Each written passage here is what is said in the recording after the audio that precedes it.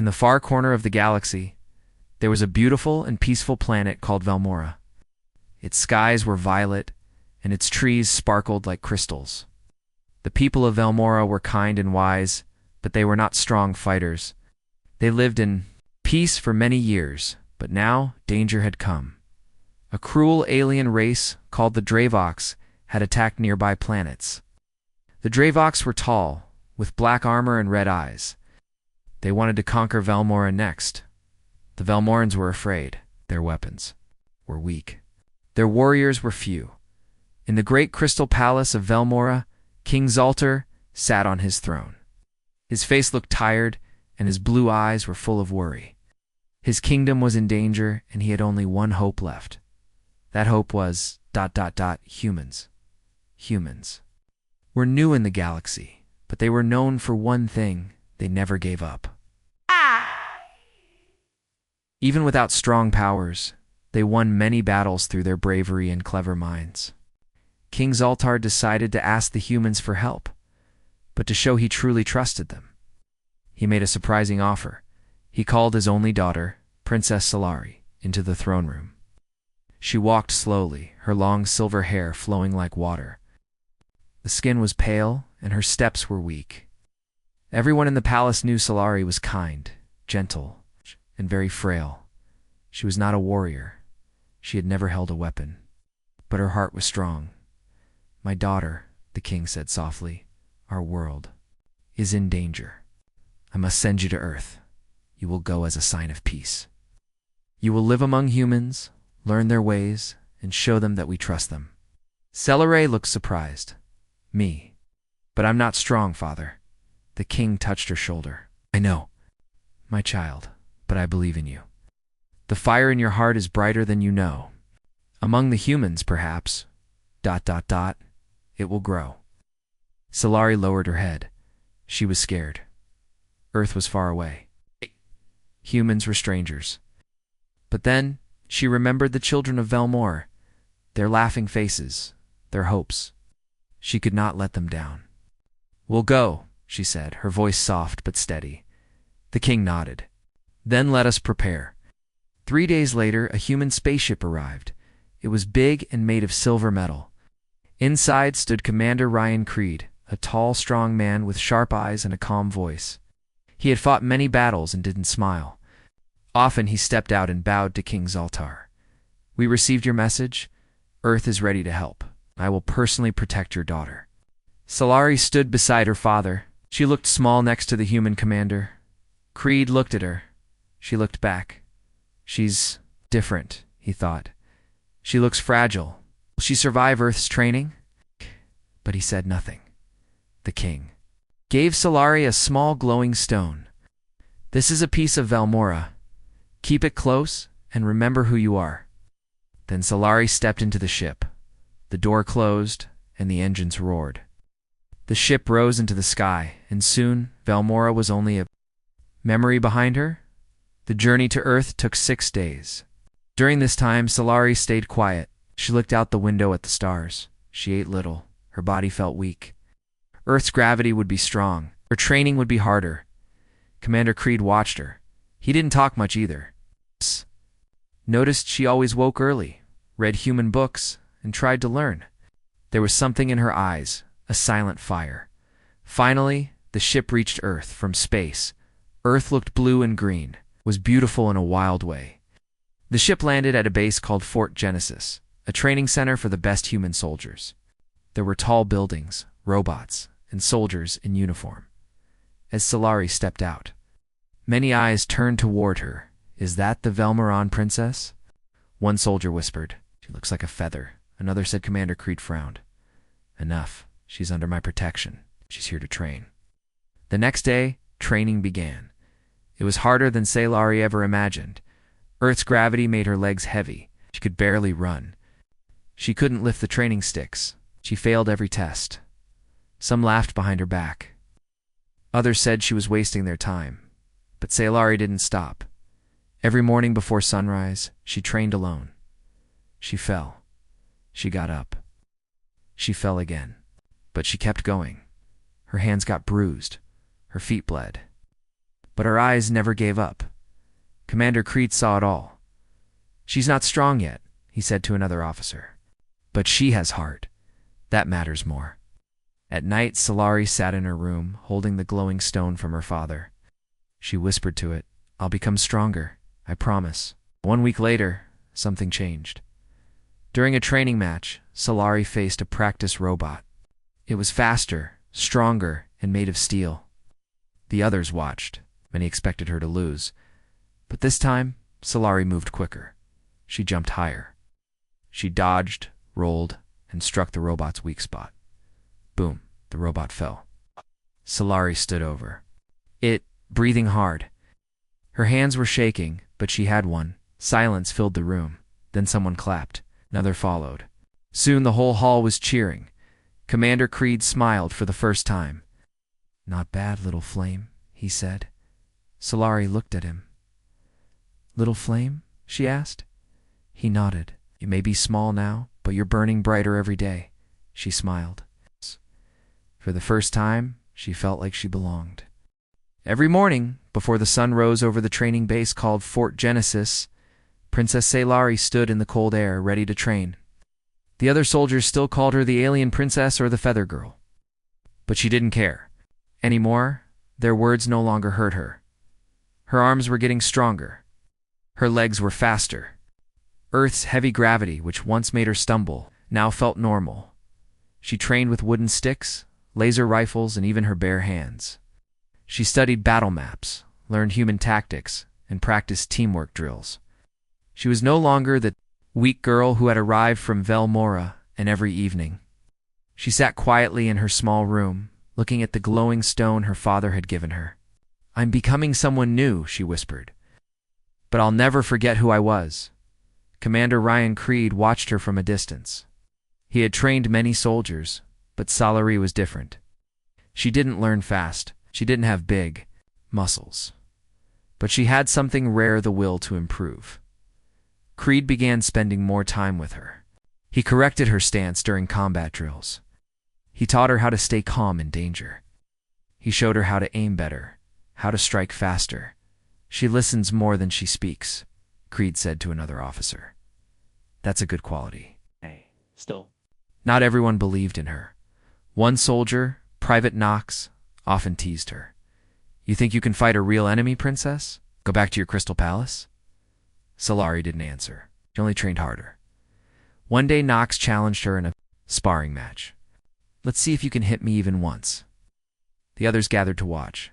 At first, Knox was winning. He was stronger and quicker. He knocked her to the ground. But Solari didn't stay down. She stood eyes focused and remembered her training. She waited, watched his moves, and then strike. Her stick hit Knox's leg, then shoulder, then chest. The crowd surprised. The crowd cheered. For the first time, they saw her not as a weak alien girl, but as a real trainee. Weeks passed, Solari's progress grew. She passed every physical test. She scored high in combat strategy. She even led a team in a simulation mission and brought everyone back safely. One evening, while walking near the training field, Creed walked beside her. "You've come far," he said.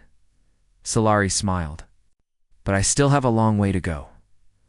Creed nodded. "True, but now you walk the path with your head high. That matters." She looked at the stars above. Somewhere out there, her father was watching. Somewhere, Velmora still needed hope. Day. An alarm rang across Fort Genesis. "Emergency alert. Alien outpost attacked." A human colony on a distant moon had been attacked by Dravok scouts. The same cruel species that threatened Velmora, Commander Creed gathered a small team to rescue survivors. To everyone's surprise, Celery was chosen as part of the team. "You sure she's ready?" an officer asked. "She's more ready than most," Creed replied. They boarded a fast ship and flew across the stars. This would be Celery's first real mission. The moon was dark and broken. Smoke rose from destroyed buildings. The team moved carefully through the ruins looking for survivors. Solari wore a light human armor suit and held a laser weapon. Her heart beat fast, but her mind stayed calm. Then they heard a scream. children, were trapped inside a fallen shelter. But just as the team ran forward, a Dravik beast appeared. It was huge, with sharp claws and glowing red eyes. The other soldiers opened fire. But it wasn't enough. Solari saw the children. One of them had a bleeding leg. They were scared. She couldn't let them die. Without thinking, she ran straight toward the beast. Solari. No, Creed shouted. But it was too late. She jumped in front of the beast, and something inside her woke up. A blue flame appeared around her hands. It was her Velmoran energy, stronger than ever before. With a loud cry, she blasted the beast with her energy. The beast flew backward, hit the wall, and stopped moving. Everyone stared in shock.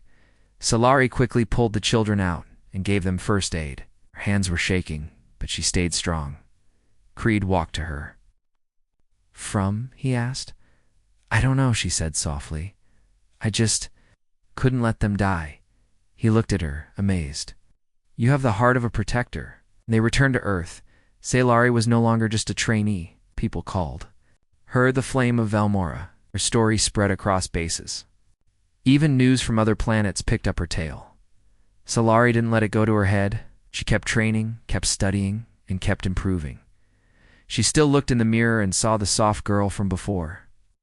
But now, she also saw something else, a warrior growing stronger every day, and she knew this was only the beginning.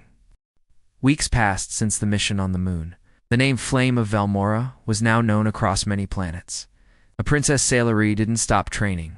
She woke early. She ran in the rain. She lifted weights. She practiced until her hands hurt. She had changed. No longer did people laugh at her. They asked to train beside her. She helped new recruits. She taught them how to keep calm in danger. Though her body was still slim, her eyes held the strength of someone who had faced fear. And one day, Commander Ryan Creed watched her during energy training. A human and alien science team had created a device to measure energy control. Most Velmorans used energy only for healing or light, but Solari's energy could destroy a battle droid. The machine glowed bright blue when she placed her hand on it. "She's growing faster than I thought," Creed said quietly to the lead scientist. The scientist nodded. Her energy is adapting to Earth's gravity. That makes it more stable. It's more powerful. But can she control it in battle? Creed asked. They would find out soon. One evening, an emergency message arrived at Fort Genesis. A Dravik raiding party had attacked a human science station on planet Aurelicinine. The attackers took hostages, including scientists and a small group of children. The Dravoks wanted information, and a message sent by them said one thing: stay away, or we destroy them. The council met quickly. The mission was dangerous. No heavy weapons could be used, or the hostages would die. A small team had to sneak in, disable the enemy, and save the people. Solari stood quietly at the edge of the room. She did not speak until Commander Creed said, "She's going." Many argued, "She's still young. It's too risky. We need experienced soldiers." But Creed stayed firm. "She's ready, and her energy can shut down Dravik weapons without fire." The council agreed. A small team was chosen: Solari, Creed, and 4 skilled soldiers. They left the same night. Aurelis 9 was dark and dusty. The science station stood in ruins, half covered in ash. Dravik patrol bots flew overhead. Team hid behind rocks, waiting for the right moment. Creed gave orders to go left. Solari and I take the center. No noise, no mistakes. Moved quietly. Solari's heart beat fast, but her hands were steady. They reached a broken wall. Inside, she saw the hostages tied up, guarded by 3 Dravoks with red armor and energy spears. Creed looked at her. "It's great." She nodded, closed her eyes, and focused. Her hands glowed blue. Solari walked into the room, turned quickly. One shouted something in their language before they could raise their weapons. Solari raised her hands and sent out a wave of energy, not fire, not a blast, but a silent pulse. The lights flickered. The enemy's weapons turned off. The guards looked at their dead spears, confused. That's when Creed and the others rushed in. The team moved fast, knocking down the surprised Dravoks. Ray cut the ropes holding the children. One little girl looked up at her. "Are you a hero?" She whispered. Scheller smiled. "No, just someone who didn't give up." After the mission, something changed in Scifi. Her powers had grown again. Now, she could feel energy around her life, machines, even the stars above. The scientists back at the base ran tests. They said her powers were becoming unstable, but full of potential. "You must be careful," one of them warned. "Too much power can burn even the strongest heart." Commander Creed took her for a walk near the mountains behind the base. "You've come a long way, little flame," he said. "But the path ahead is harder." "I feel something," Scifi said softly, "like fire inside me, waiting to rise." Creed looked at her. "When that fire comes, make sure it burns for the right reason." She nodded. One night a message came from Valmora. Scifi sat alone as a hologram of her father. King Zaltar appeared. "My daughter," he said, his voice filled with pride. "The stars whisper your name. Even here we hear of the flame." "Of Valmora," she bowed. "I'm doing my best, father." "You've already done more than I ever asked," the king replied. "But I must warn you, our enemies grow stronger. The Dravox prepare something big. We fear a full attack on Valmora." Soon, Scifi's heart sank. "Then I must become stronger, faster." The king looked into her eyes. "You already are, Scifi. But remember, strength is not only power, it is choice and courage." The next day, Scifi stood before a large class of young trainees. They looked at her with wide eyes. She was a legend to them. She held up her hands. "I was not always strong," she said. "In fact, I was once the weakest of all. But I chose to fight for those who could not, and each day I chose again." A boy raised his hand. "Will you?" "Fight in the big war." "If I must," she said, "I will. But I would rather build peace. That is the battle I truly wish to win." The class clapped. Commander Creed watched from the door. He said nothing, but his eyes were proud. That night, stars filled the sky above Earth.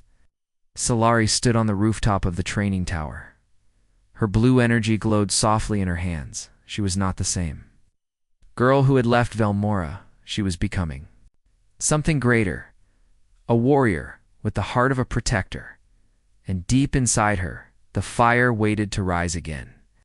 A dark shadow moved across the galaxy. The Dravox were preparing for a final attack. Their warships grew in number. Their weapons became deadlier. Small colonies were already falling. Their target was clear. Valmora. Across many planets, fear was spreading. To stop this war, a secret meeting was held on a great space station called Starhold.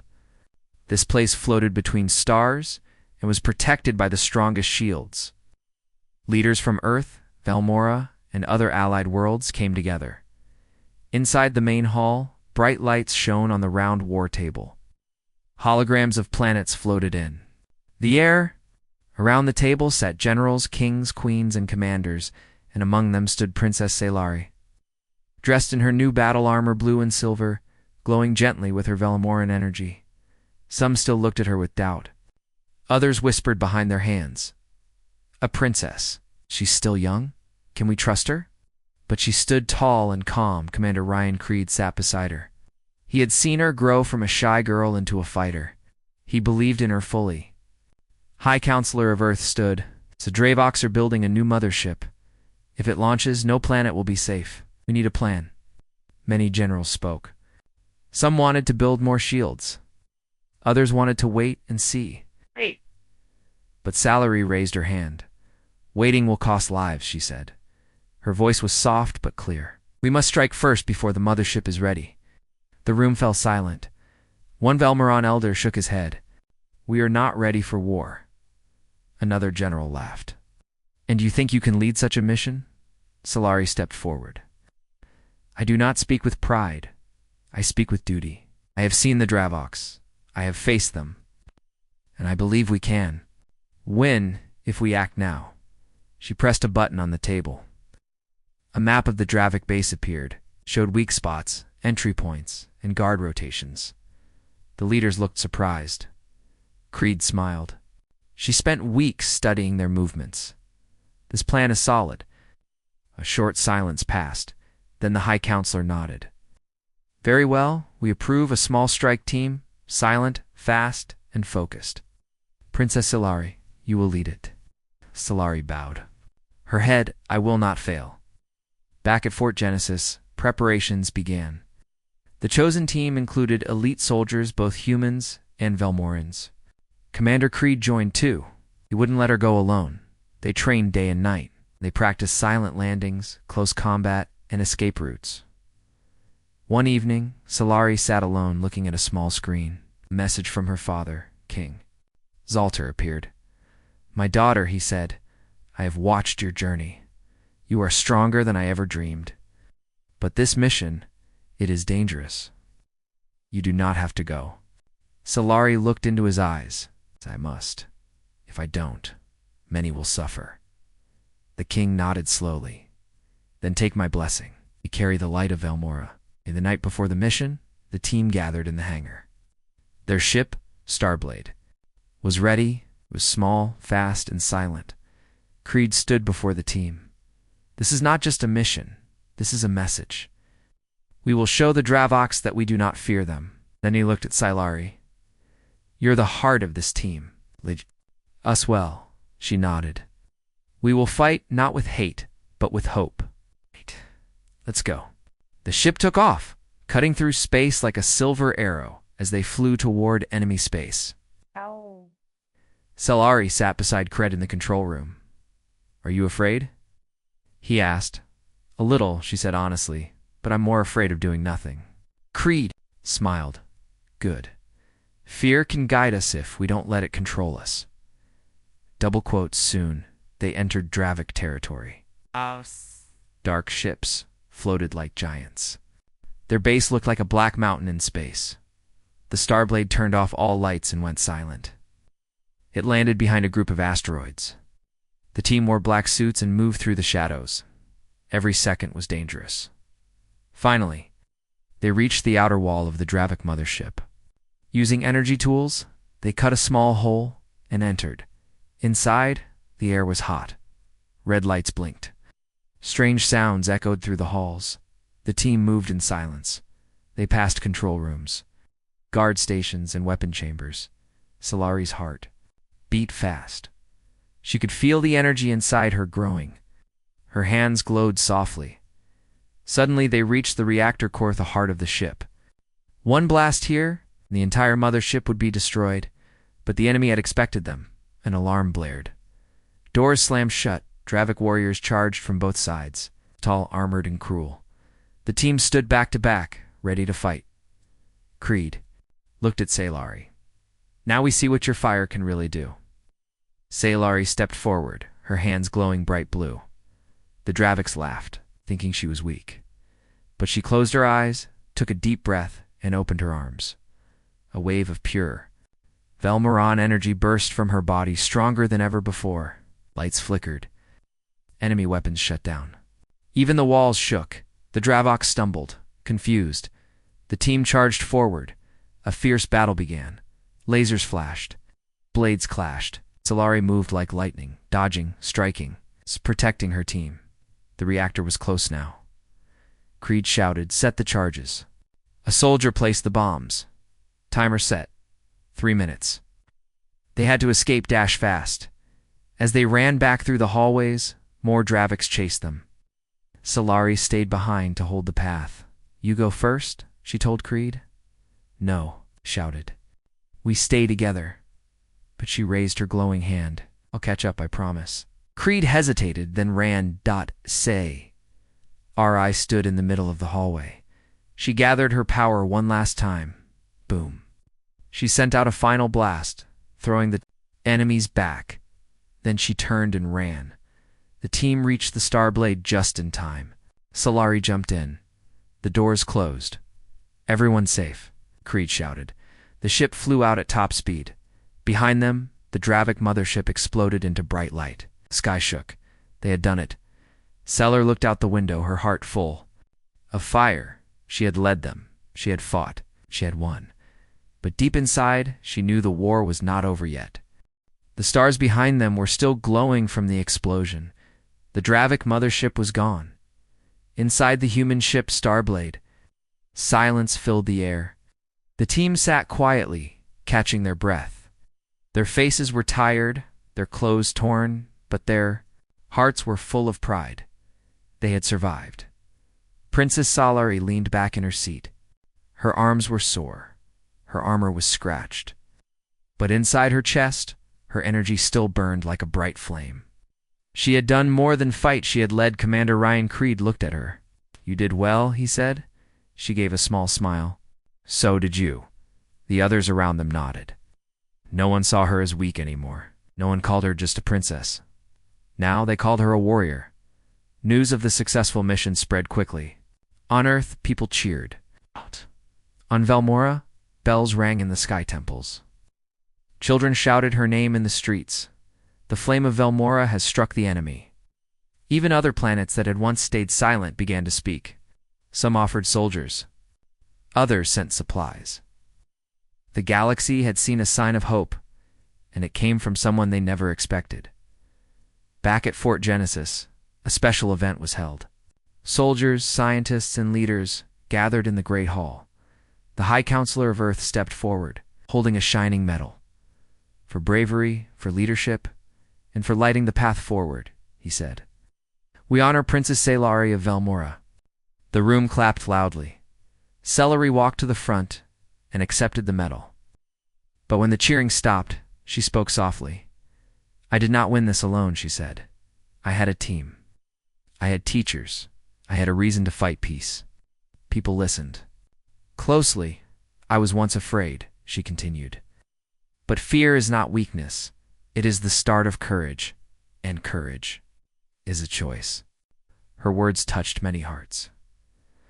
Later that night, Salari stood outside, looking at the stars. She remembered the day she left Velmora. She was weak and scared. Now she was strong, not only in body, but in spirit. Commander Creed joined her. "You were meant for this," he said.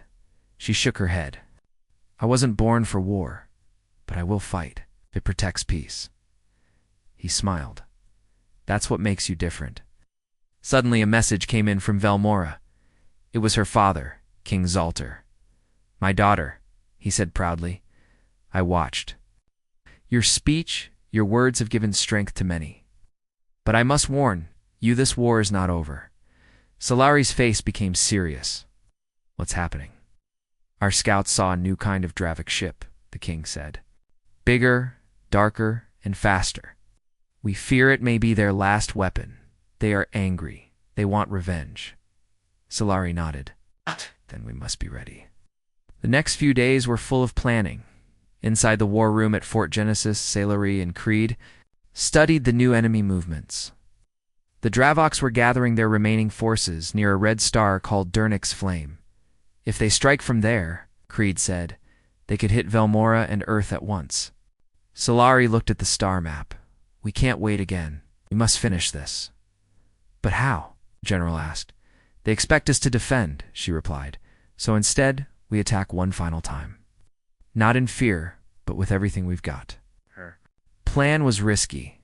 They would form the biggest united fleet in galaxy history, ships from Earth, Velmora, and their new allies.